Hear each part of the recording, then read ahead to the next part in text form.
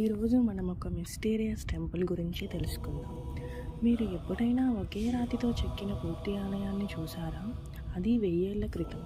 శాస్త్రం కూడా ఆశ్చర్యపోయిన అద్భుతమే ఎల్లోరా గుహలు. మహారాష్ట్రలోని ఔరంగాబాద్ సమీపంలో ఉన్న ఎల్లోరా గుహలు యునెస్కో ప్రపంచ వారసత్వ స్థలం. ఇవి క్రీస్తు శకం 6వ శతాబ్దం నుంచి 10వ శతాబ్దం మధ్యలో నిర్మించబడ్డాయి. మొత్తం 34 గుహలు. ప్రపంచంలోనే అరుదుగా 3 మతాలకు చెందిన ఆలయాలు ఒకే ప్రదేశంలో ఉన్నాయి.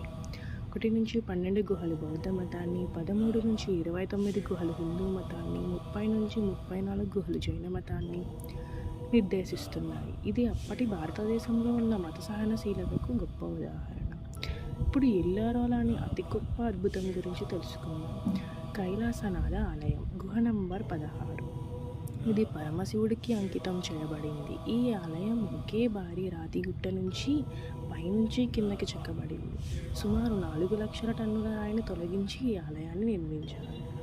అది ఎటువంటి ఆధునిక యంత్రాలు లేకుండా ఈ రోజు ఉన్న టెక్నాలజీ ఉపయోగించి అది నిర్మించాలి అన్న కష్టంతో కూడుకున్న విషయం. ఎలా కొలిచారు, ఎలాంటి పరికరాలు వాడారు, ఎంతమంది పనిచేశారు, ఈ ఆలయం ఎవరిచే నిర్మించబడినది? కొన్ని కథనాల ప్రకారం ఇది పరమశివుడే నిర్మించాడని నమ్ముతారు. ఈ ప్రశ్నలకు ఈరోజు కూడా స్పష్టమైన సమాధానం లేదు. అందుకే కైలాస ఆలయం శాస్త్రానికి కూడా ఒక రహస్యం.